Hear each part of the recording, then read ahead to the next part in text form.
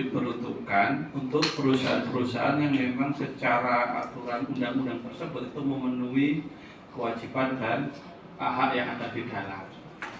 Jadi undang-undang ITE dan undang-undang pers ini kan spesialis kemarin itu, jadi Dewan Pers bekerja sama dengan kepolisian, jadi itu menandatangani kesepakatan bahwa setiap produk jurnalistik yang dihasilkan oleh perusahaan jurnalistik yang terdaftar di Dewan Pers, maka itu dia tidak bisa dikenakan undang-undang ITE.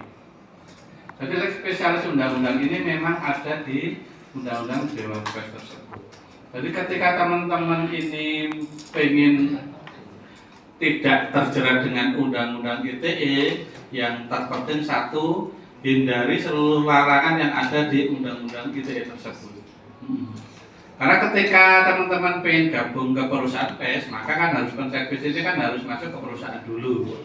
Ketika kita sudah dapat legitimasi bahwa kita ini menjadi wartawan yang sudah terverifikasi, karena di Dewan Pers itu ada verifikasi kompetensi yang memang harus wajib dilakukan oleh masing-masing perusahaan untuk mengukur kemampuan masing-masing wartawan.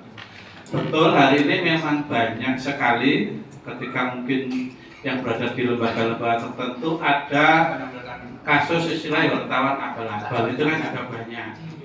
Wartawan abal-abal itu biasanya mereka kan satu, dia tidak punya perusahaan yang settle ketika dia memang berusaha untuk bekerja di dunia jurnalistik.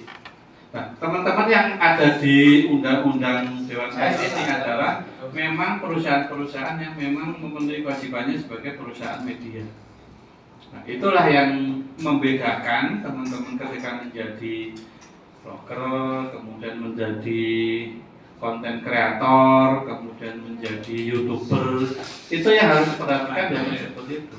Jadi konten-konten yang memang dihasilkan harus benar konten-konten yang sifatnya mendidik, orangnya elek-elek.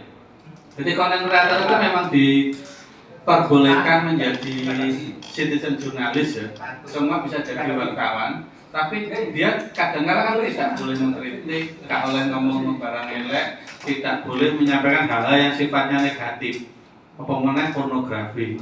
Itu memang jadi batasan di undang-undang ITE tersebut. Makanya jangan sampai teman-teman ketika menjadi citizen jurnalis tersebut mengeluarkan informasi yang keakurasian dari berita itu tersebut belum teruji. Makanya sekarang ini teman-teman wartawan yang memang berada di undang-undang pers itu tugasnya sekarang kan lebih banyak menjadi verifikator. Jadi ketika ada berita, orang kan tidak bisa mengoreksi berita itu benar apa enggak. Kita kan yang punya hak, punya kewajiban akhirnya tanya kepada orang yang bersangkutan, benar enggak kejadian ini.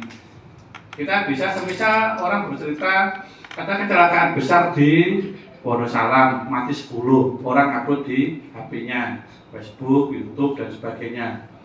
Ini kan yang berkewajiban untuk mencari hal itu benar benar tetap kita. Artinya kita kan tanya kepada kepolisian, betul tahun kejadian mati 20 nang Wonosalam orang masuk jurang. Tapi bagi konten kreator kemudian citizen jurnalis ketika tanya nang polisi kira-kira dijawab apa enggak? Kan juga enggak kan, karena memang tidak ada kewajiban tugas dari teman-teman konten kreator